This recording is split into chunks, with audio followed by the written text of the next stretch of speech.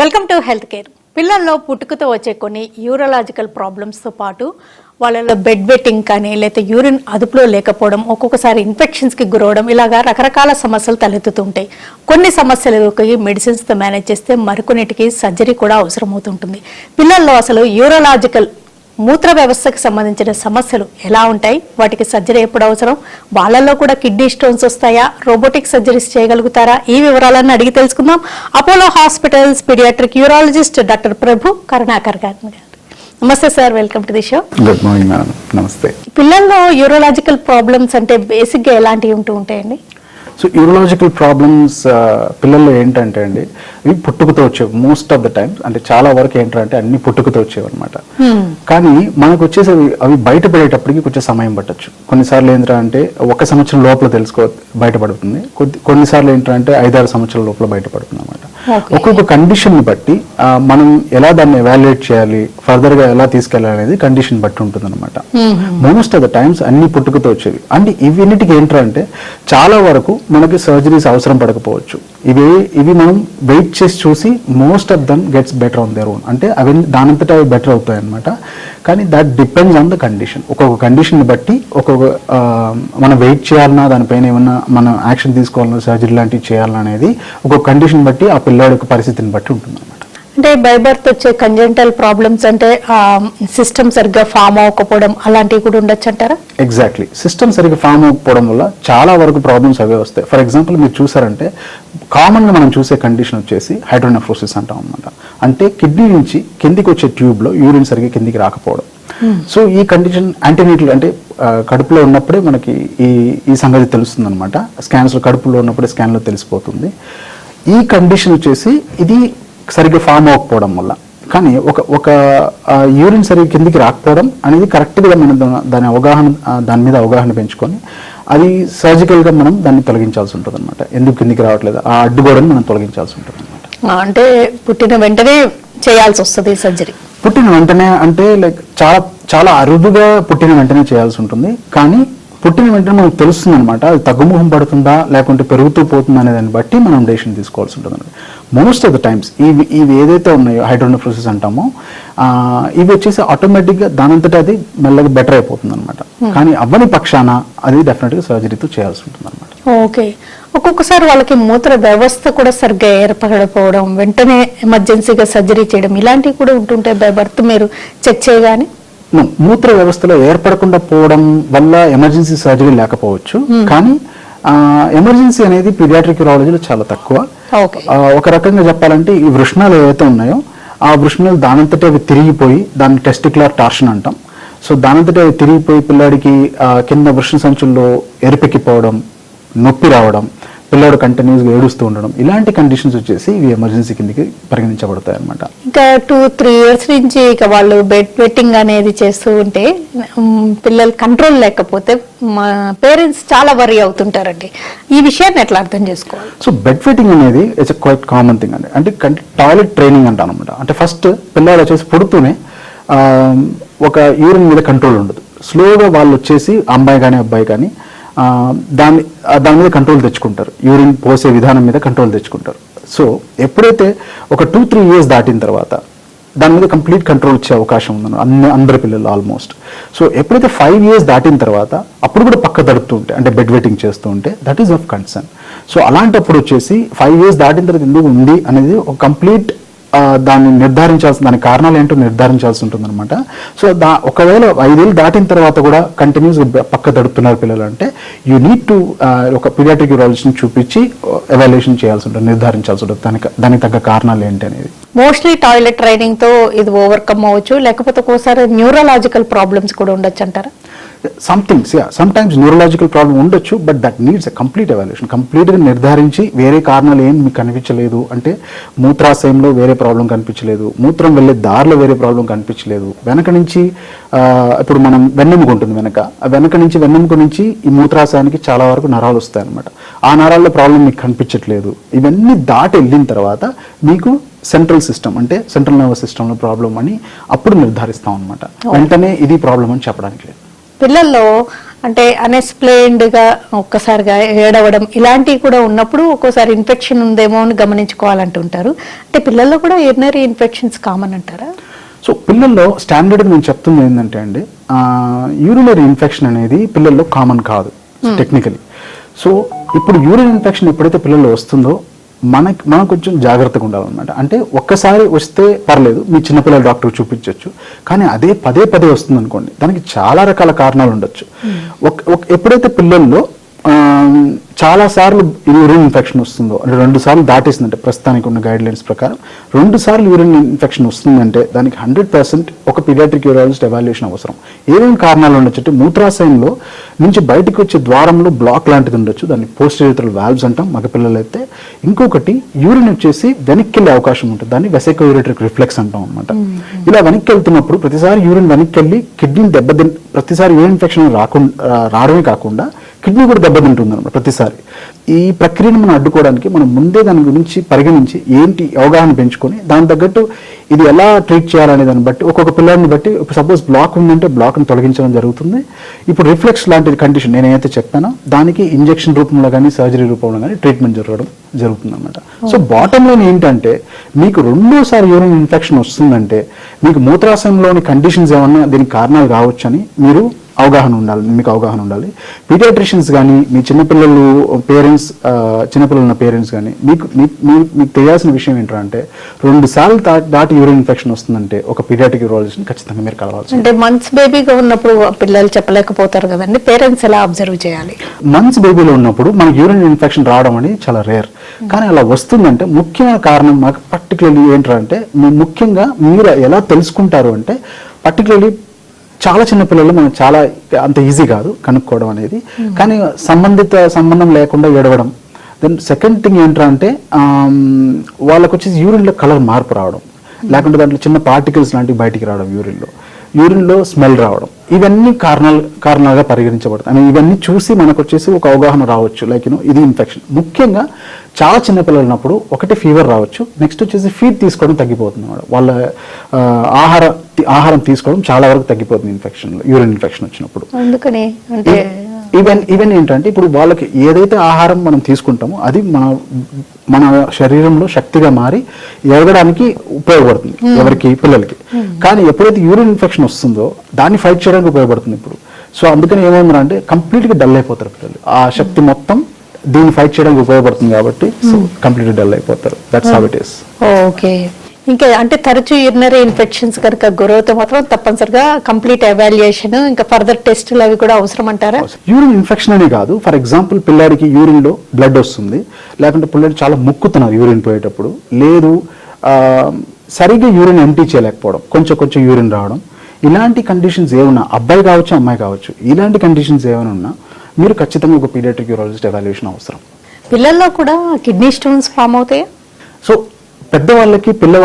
పిల్లలకి డిఫరెన్స్ ఏంటంటే కిడ్నీ స్టోన్స్లో పెద్దలలో ఈ కిడ్నీ స్టోన్స్ వస్తున్నప్పుడు దానికి స్పెసిఫిక్ కారణాలు ఉంటాయి అన్నమాట. వాళ్ళ డైట్ ఫ్యాక్టర్స్ కానీ, ముఖ్యంగా డైటరీ ఫ్యాక్టర్స్ కారణం అనమాట. కానీ చిన్నపిల్లలు ఏంటంటే it is more metabolic reasons అంటాం అనమాట. అంటే జన్యువుల నుంచి వాళ్ళ జన్యువులతో ఉన్న ప్రాబ్లం, దాని తర్వాత ఫ్యామిలీ హిస్టరీ ఉండే అవకాశం చాలా ఉంటుంది. తర్వాత మెటబాలిక్ కారణాలు, ఇప్పుడు జన్యువుల వల్ల ఈ మెటబాలిక్ రీజన్స్ వల్ల స్టోన్స్ వస్తాయి అన్నమాట. ఎందుకు ఇది చాలా ఇంపార్టెంట్ అంటే, ఇప్పుడు అడల్ట్లో ఒకసారి స్టోన్ తీస్తే మళ్ళీ వచ్చే అవకాశం ఉండొచ్చు, రాకపోవచ్చు. కానీ పిల్లలు అలా కాదు, 50% అంటే సగానికి సగం పిల్లలు మళ్ళీ వచ్చే అవకాశం చాలా ఉంటుందన్నమాట. అందుకనే పిల్లల్లో స్టోన్ వచ్చిన తర్వాత మేము జనరల్గా స్టోన్స్ అని తీసేసి ఆ స్టోన్స్లో ఏం చేస్తుంటామంటే ఆ స్టోన్ని ఎవాల్యుయేషన్కి పంపిస్తాం. ఇవి కాకుండా వాళ్ళ జన్యువుల నుంచి, వాళ్ళ మెటబాలిక్ ఎవాల్యుయేషన్ నుంచి అన్నీ జరుగుతాయి. ఎందుకంటే మళ్ళీ రాకుండా చూసేదానికి అప్పటి నుంచి ట్రీట్మెంట్ స్టార్ట్ చేసుకుంటాం అన్నమాట. That's how it works. మామూలుగా పెద్దవాళ్ళలో కిడ్నీ స్టోన్స్ ఫామ్ అవుతే వాట్ కైండ్ ఆఫ్ స్టోన్, ఆ స్టోన్కి ఎలాంటి డైటరీ రిస్ట్రిక్షన్స్ ఉంటాయి అన్నీ అబ్జర్వ్ చేస్తారు కదా, సజెస్ట్ చేస్తారు. పిల్లలకి ఎలా ఉంటుంది? పిల్లలు కూడా సిమిలర్ కైండ్ ఆఫ్ ఉంటుంది. కానీ ప్రాబ్లం ఏంటంటే, ప్రాబ్లం కరెక్ట్గా తీక్షణంగా దాన్ని చూసి కంప్లీట్ నిర్ధారించి ఏ రకమైన స్టోన్, దాని వెనకున్న మెటబాలిక్ ప్రాబ్లం ఏంటి, దాని వెనకున్న జన్యువులు ఒక ప్రాబ్లం ఏంటి, ఇవన్నీ అవగాహన వచ్చిన తర్వాతే మనం ట్రీట్మెంట్ స్టార్ట్ చేస్తాం. జస్ట్ ఒక స్టోన్ని చూసి ట్రీట్మెంట్ అడల్ట్ లాగా స్టార్ట్ చేయమన్నమాట. ఎందుకంటే వీళ్ళ కారణాలు బేసిక్గా వాళ్ళ మెటబాలిజంలో ఉంటుంది, అడల్ట్లో అలా కాదు. ఇంకా పిల్లల్లో స్టోన్స్ తో పాటు ఇంకా ఏ సమస్యలు ఎక్కువగా చూస్తూ ఉంటారండి? ఇప్పుడు పిల్లలు అంటే బేసిక్గా మీరు ఇప్పుడు బేసిక్ పీడియాట్రిక్ యూరాలజీ కండిషన్స్ ఏంటంటే ఈ బొడ్డుపై కిందకి మనకి ఏమైనా మీకు కంటితో చూడగలరు. లైక్ ఫర్ ఎగ్జాంపుల్ హెర్నియాస్, హైడ్రోసీల్స్, లేకుంటే యూరిన్ సరిగా వాళ్ళ మగపిల్లలు అయితే యూరిన్ సరిగా అంగం ముందు భాగం నుంచి యూరిన్ పోయడం కాకుండా కింద భాగం నుంచి యూరిన్ పోయడం, దీన్ని హైపోస్పీడియాస్ అంటాం అనమాట. ఇలాంటి కండిషన్స్. తర్వాత వృషణాలు ఉన్నాయి. వృషణాలు వచ్చేసి కంప్లీట్గా కిందికి రాకుండా కొంచెం పైన ఎక్కడైనా మిగిలిపోవడం, వృషణ సంచుల్లో ఉండాలి జనరల్గా వృషణాలు. అలా వృషణాలు అక్కడ వృషణ సంచుల్లో లేకపోవడం ఇలాంటి అన్ని కండిషన్స్, అబ్డామిన్లో ఆగిపోవడం, దాన్ని అన్డిసినెట్ టెస్టిస్ అంటాం అనమాట. ఇలాంటి కండిషన్స్ అన్ని like you will have to మీరు ఒక పీడియాట్రిక్ యూరాలజిస్ట్ని చూడాలి. లేదా సపోజ్ మీరు ఎప్పుడన్నా మీ పీడియాట్రిషియన్ దగ్గర కానీ లేకుంటే మీరు ఏదైనా స్కాన్ చేశారు, దాంట్లో కిడ్నీలో కానీ ఇప్పుడు మూత్రపిండంలో కానీ మూత్రాశయంలో కానీ ఈ రెండింటిని కనెక్ట్ చేస్తున్న ట్యూబ్ ఒకటి ఉంటుంది, యూరేటర్ అని. ఇవన్నిటిలో ఎక్కడన్నా మీకు ప్రాబ్లం అనిపించినా లేకుంటే ఆ స్కాన్లో ప్రాబ్లం తెలిపినా మీరు వచ్చేసి ఖచ్చితంగా పీడియాట్రిక్ యూరాలజిస్ట్ని కలవాల్సి ఉంటుంది. Welcome back to health care. పేరెంట్స్కి ఇది ఒక కన్ఫ్యూజన్ ఎప్పుడూ ఉంటుందండి. సమ్మర్ రాగానే పిల్లలకు కూడా వాటర్ పట్టించాలా, ఎంత స్కాచింగ్ హీట్ ఉంది, వీళ్ళకి కూడా వాటర్ తాగిస్తే బెటరా అని ఆలోచిస్తుంటారు. దీని గురించి ఏమంటారు? ఇప్పుడు హైడ్రేటింగ్ ది చైల్డ్ అంటే లైక్ ఒక అవసరం ఉన్నంత నీళ్ళు తాగడంలో తప్పేం లేదు. But even for that matter ఇప్పుడు మన శరీరానికి దాని కెపాసిటీ ఉందన్నమాట. ఒక గల్ప్ ఆఫ్ వాటర్ తీసుకున్నప్పుడు, లోపల నీళ్ళు తీసుకుంటున్నప్పుడు kidney all the better like resilience అంటారు అనమాట. ఎంత నీళ్ళు తీసుకున్నా దాని తగ్గట్టు బాడీకి అడ్జస్ట్ చేసి బయటికి తీసేస్తుంది. So you don't have to worry too much about it. కానీ ఎస్, ఒక సింపుల్ విధానం ఏంట్రా అంటే, సపోజ్ మీరు యూరిన్ పోస్తున్నప్పుడు నార్మల్ వాటర్ కలర్లో మీకు యూరిన్ కనబడుతుంది అనుకోండి, నీళ్ళ కలర్లో, అప్పుడు మీరు దాని గురించి ఎక్కువ ఆలోచించాల్సిన అవసరం లేదు. సపోజ్ అది వచ్చేసి ఎల్లోగా రావడం కానీ, లేదు ఇట్స్ గెటింగ్ స్మెల్ రావడం కానీ ఇలాంటివి జరుగుతున్నప్పుడు ఇట్ ఈస్ అన్ అలర్ట్. అప్పుడు ఏంటంటే మీరు ఖచ్చితంగా వాటర్ క్వాంటిటీ పెంచాలి అంతే. This is a simple way of looking at. Correct. అయితే చిన్న బేబీస్కి జనరలీ ఈ బేబీస్ వచ్చేసి చిన్న baby depends on the size of the baby. అంటే లైక్ ఒక్కొక్క చిన్న పిల్లాడు ఏ సైజులో ఉన్నాడని బట్టి ఉంటుందన్నమాట. వాళ్ళు 20 నుంచి 10 సార్లు దాకా యూరిన్ ఎప్పుడైనా పోస్తూ ఉండొచ్చు. కొంచెం అబ్జర్వెంట్గా ఉండాలి మనం. అంటే సపోజ్ నడిచే పిల్లాడు అనుకోండి, ఒక 2 years 3 years దాటేసింది. So all unit observe is at least ఒక 8 times పోస్తున్నాడు యూరిన్ లేదన్నట్టు. మరీ చిన్న పిల్లలు డైపర్లో ఉన్నారు, ఇప్పుడు పుట్టిన పిల్లడు లేకపోతే 3 months, ఈ సమయంలో అయితే వాళ్ళు దగ్గర 20 times పోస్తుంటారు. అప్పుడు కూడా మీరు డైపర్లో అబ్జర్వ్ చేయొచ్చు what kind of urine is that. దాని తగ్గట్టు మీరు డెసిషన్ తీసుకోవచ్చు. బట్ చాలా చిన్నపిల్లల వరకు మీరు మదర్స్ ఫీడ్ చేస్తూ ఉంటారు కాబట్టి I don't think you should be worried. మీరు ఇందాక చెప్తున్న అన్డిసెండెడ్ టెస్టిస్ కానీ, హైపోస్పేడియాసిస్ కానీ, లేదా కిడ్నీ స్టోన్స్, ఇలాంటి కండిషన్స్ సర్జరీ చేయాల్సినవి. ఈ వృషణాలు ఏంటంటే అండి, జనరల్గా అంటే అన్డిసెండెడ్ టెస్టిస్ అని మీరు అడుగుతున్నారు కాబట్టి, ఈ వృషణాలు వచ్చేసి మన శరీరం కంటే ఒక 4 degrees Celsius తక్కువ ఉండే స్థలంలో ఉండాలన్నమాట. అందుకే దేవుడు తీసుకొచ్చి వృషణ సంచుల్లో పెట్టారు కింద. సో ఇప్పుడు అది ఎందుకు అవసరం అంటే, ఒకటి అది వీర్యం తయారు చేయడానికి, వీర్య కణాల లోపల తయారవడానికి ఒక 4 degrees తక్కువ ఉండాలన్నమాట శరీర ఉష్ణంతో పోల్చుకుంటే. అందుకని వృషణ సంచుల్లో ఉంటాయి ఆ వృషణాలు. ఇది కాకుండా హార్మోన్ ప్రొటెక్షన్, అంటే మగపిల్లాడికి అవసరమైన హార్మోన్లన్నీ ఈ వృషణం తయారు చేస్తుంది అనమాట. ఈ 2 కారణాల వల్ల అవి కిందికి తీసుకొచ్చి పెట్టాల్సి వచ్చింది, దేవుడు అట్లా తీసుకొచ్చి పెట్టడం. కానీ కొన్నిసార్లు వచ్చేసి ఈ వృషణాలు కిందికి దిగకపోవడం వల్ల ఏమవుతుందంటే అంటే, ఇది వచ్చి జనరల్ దిగకపోతే ఇది మీ యొక్క దగ్గర మాక్సిమం 9 months నుంచి 1 year దాకా మాక్సిమం అబ్జర్వ్, ఇది మాక్సిమం టైం చెప్తున్నాను నేను. 1 year పిల్లల లోపల మీరు అబ్జర్వ్ చేయాలన్నమాట. సో 1 year లోపల సపోజ్ మీరు ఆ వృషణాలు కిందికి రాలేదనుకోండి, ఖచ్చితంగా దానికి సర్జికల్ ట్రీట్మెంట్ అవసరం. ఎందుకు అవసరం అంటే, వృషణం కిందికి వచ్చినప్పుడు దాని వీర్య కణాలు తయారవడం బెటర్ అవుతుంది. ఇంకోటి వచ్చేసి హార్మోన్ ప్రొడక్షన్ బెటర్ అవుతుంది. థర్డ్ థింగ్, ఇది వృషణం ఎప్పుడైతే మన శరీరాన్ని అంటుకొని ఉంటుందో, దాని టెంపరేచర్, దాని యొక్క ఉష్ణోగ్రత మారిపోయి, దాని ఒక ఎన్విరాన్మెంట్ మారిపోయి క్యాన్సర్ వచ్చే అవకాశం కూడా ఉంటుంది అనమాట లేటర్ స్టేజెస్లో. సో అందుకని ఈ వృషణాలు కిందికి తీసుకొచ్చి పెట్టడం చాలా అవసరం. అండ్ దీనికి డెఫినెట్గా సర్జరీ అవసరం. గుర్తించలేదనుకోండి తర్వాత ఇన్ఫెర్టిలిటీ ఇలాంటి సమస్యలకు అదే ఈ వృషణ కణాలు, వీర్య కణాలు ఉన్నాయి కదా, అవి తయారవడం చాలా తక్కువ అయిపోతుంది అనమాట. ఇన్ఫర్టిలిటీ ఒకటి. ఇంకోటి ఏంటంటే, సింపుల్ సజెషన్ ఫర్ పేరెంట్స్ కానీ పీడియాట్రిషియన్స్ కానీ నేను ఏం చెప్పదలుచుకున్నానంటే, ఇప్పుడు చిన్నపిల్లల డాక్టర్ కానీ లేకుంటే మీ పేరెంట్స్ కానీ, మీ ఇంట్లో అబ్బాయిలు ఉంటే, చిన్నపిల్లల అబ్బాయిలు ఉంటే వాళ్ళ ప్యాంట్ ఒకసారి ఇప్పి చూడండి 2 వృషణాలు వృషణ సంచుల్లో ఉన్నాయా లేదా అనేది. Simple way to identify. ఎందుకంటే recently I been operating on 18 years 17 years his kids for this. అలాంటప్పుడు ఇప్పుడు 17 years ఉష్ణం లోపల ఉన్నాయంటే దాని ఒక క్యాన్సర్ వచ్చే అవకాశం దగ్గర 5 రెట్లు పెరిగిపోతుంది నార్మల్ మనిషితో పోల్చుకుంటే. So that is alarming. మీరు ఇంకోటి కండిషన్ కూడా హైపోస్పీడియాస్.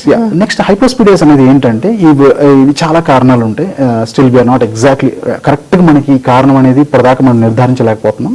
కానీ ఏ కారణమైనా కావచ్చు. ఎప్పుడైతే మగ పిల్లవాడి అంగంలో ముందు నుంచి కాకుండా కింద నుంచి యూరిన్ వస్తుందంటే దాన్ని హైపోస్పీడియాస్ అంటాం అనమాట. ఇవి కింద అంటే ఈ కండిషన్ వచ్చేసి ఖచ్చితంగా సర్జికల్ ప్రొసీజర్ చేయాల్సింది. దీంట్లో ఏం చేస్తామంటే ఒకటి ఒకే స్టేజ్లో చేయొచ్చు, లేకపోతే 2 స్టేజ్లో చేయొచ్చు. దీంట్లో ఈ యూరిన్ కింద రావడమే కాకుండా ఈ అంగంలో ఏదైతే ఉందో ఈ అంగంలో కొంచెం బెండ్ కూడా ఉంటుంది అనమాట, దానికి ఆర్డీ అంటారు. సో ఇవన్నీ కరెక్ట్ చేసి ఒక స్టేజ్లో కానీ 2 స్టేజ్లో కానీ సమ్ టైమ్స్ 3 స్టేజ్ కూడా అవసరం పడవచ్చు. కిడ్నీ స్టోన్స్ కూడా మరి సర్జరీనా వీళ్ళకి లేజర్ ట్రీట్మెంట్ ఎక్కువగా ఎలాంటివి ఉంటుంటాయి? కిడ్నీ స్టోన్స్ వరకు ఎట్లా ఉంటుందంటే అండి, మోస్ట్ ఆఫ్ ద స్టోన్స్ దాని అవి కిందకి వచ్చేస్తాయి. All we need is to give some time ఇవ్వాలన్నమాట పిల్లలకి. సో జనరల్ గా ఈ 5 mm నుంచి 6 mm లోపల కిడ్నీ స్టోన్స్ ఎప్పుడైతే ఉంటాయో అవి ఆటోమేటిక్ గా కిందకి వచ్చేదానికి మనం వెయిట్ చేయాలన్నమాట. మళ్ళీ కిడ్నీ స్టోన్స్ ఫామ్ అవ్వకుండా దానికి మనం కొన్ని మెడిసిన్స్ ఇస్తాం, సిరప్స్ కొన్ని ఇస్తాం అనమాట. ఒక యూరిన్ ఒక pHని కొంచెం ఆల్టర్ చేస్తాం. సో దట్ ఇప్పుడు ఎక్కువ సాల్ట్ ఉండడం వల్ల ఇది తయారవుతుంది. సో ఆ సాల్ట్ ఎక్కువ ఫామ్ అవ్వకుండా ఉండేదానికి మనం ఆల్టర్ చేస్తాం ఉంటాం pHని. సో అలా స్టోన్స్ ఉన్నప్పుడు అలా చేస్తాము. మోస్ట్ ఆఫ్ దెమ్ అంటే లైక్ 90% ఆటోమేటిక్గా కిందికి వచ్చేస్తుందండి, మనం ఏం చేయాల్సిన అవసరం లేదు. కానీ కొన్నిసార్లు ఏంటంటే అది స్టోన్ సైజ్ పెరిగిపోవడం వల్ల కిడ్నీలో ఉండిపోవడం కానీ, కిడ్నీ నుంచి కిందికి వచ్చే ట్యూబ్లో ఉండిపోవడం కానీ, లేకుంటే కింద మూత్రాశయంలో ఉండిపోవడం కానీ, ఈ మూత్రపిండంలో కానీ మూత్రాశయంలో కానీ ఎక్కడ ఈ స్టోన్స్ ఉన్నా కూడా ఒకవేళ 1 సెంటీమీటర్ దాటిపోయింది అంటే సైజ్ పెద్దది అయ్యే కొద్దీ మనం సర్జరీ తీయాల్సిన అవసరం ఎంతైనా ఉంది. మోస్ట్లీ లేజర్ సర్జరీ చేయొచ్చు అనమాట. ఇట్ డిపెండ్స్ లైక్ కండిషన్ బట్టి ఎలా కింద నుంచి అప్రోచ్ అవుతాము పై నుంచి అప్రోచ్ అవుతాం అనేది కండిషన్ బట్టి ఉంటుంది, స్టోన్ సైజ్ని బట్టి ఉంటుంది అనమాట. మంత్స్ బేబీ దగ్గర నుంచి తీసుకుని కొన్ని ఇయర్స్ టాడ్లర్స్ వీళ్ళందరికీ సర్జరీ చేయడం అనేది చాలా టఫెస్ట్ జాబ్ కదండి. చాలా చిన్న ఆర్గాన్స్, వీళ్ళకి డిఫరెంట్ టెక్నిక్స్ ఉంటాయా? ఈ చిన్న పిల్లల్లో సర్జరీ చేయడం, for example if I remember right, like ఒక 6-7 days క్రితం ఒక 2 days baby, it was 2 kg child. దానికి ఒక కండిషన్, నేను ఇప్పుడు ఇంతకుముందు మాట్లాడుతున్నప్పుడు పోస్ట్ యూట్రల్ వాల్వ్స్ అనే కండిషన్స్ ఉంటాయి అనమాట. అంటే ఈ మూత్రాశయం నుంచి బయటకు వచ్చే ద్వారంలో బ్లాక్ అనమాట. ఆ బ్లాక్ని తొలగించడానికి సర్జరీ చేస్తాం. అది ఆ పిల్లడికి సుంతి ఆపరేషన్ కూడా చేస్తాం 2 రోజుల పిల్లడికి. అవసరాన్ని బట్టి ఉంటుందండి. సో అందుకే పీడియాట్రిక్ యూరాలజీ అనేది separate, it is a separate delicate branch. ఈ యూరాలజీ తర్వాత కానీ పీడియాట్రిక్ సర్జరీ తర్వాత కానీ మినిమం ప్రస్తుతానికి మన దేశం ప్రకారం అయితే మినిమం 2 years ట్రైనింగ్ కావాలన్నమాట to get in to the period. అంటే చిన్నపిల్లల ఈ కంట్రోల్ కూడా చాలా సున్నితంగా ఉంటాయి, దానికి ఒక రకమైన ట్రైనింగ్ కావాలి.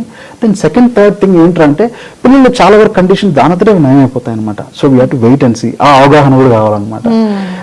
అండ్ అడల్ట్ కి మనకి లైక్ డిఫరెన్సెస్ వచ్చేసి apart from these 2, there are very few conditions where adult మేము ఒకే డిసీజ్ అనమాట, like pyeloplasties, very few conditions. మిగతావన్నీ పీడియాట్రిక్ ఇది వచ్చేసి పిల్లలకు వచ్చేసి ఎదిగే కొద్దీ వాళ్ళ కండిషన్స్, వాళ్ళ డిమాండ్స్ వేరే ఉంటాయి అనమాట. ఇది ఎదుగుతున్న జీవాలు, ఇవన్నీ ఆల్రెడీ ఎదిగిపోయిన జీవాలకి ఎదుగుతున్న జీవాలకి తేడా ఉంటుంది. Children are not small size adults. Okay, so అందుకని ఏంట్రా అంటే ఈ చిల్డ్రన్కి వచ్చేసి వాళ్ళ డిమాండ్స్ వేరేలాగా ఉంటాయి. వాళ్ళ ఎమోషనల్ డిమాండ్ నుంచి రైట్ ఫ్రమ్ ద ఫిజియాలజీ అన్ని డిఫరెంట్గా ఉంటాయి అనమాట.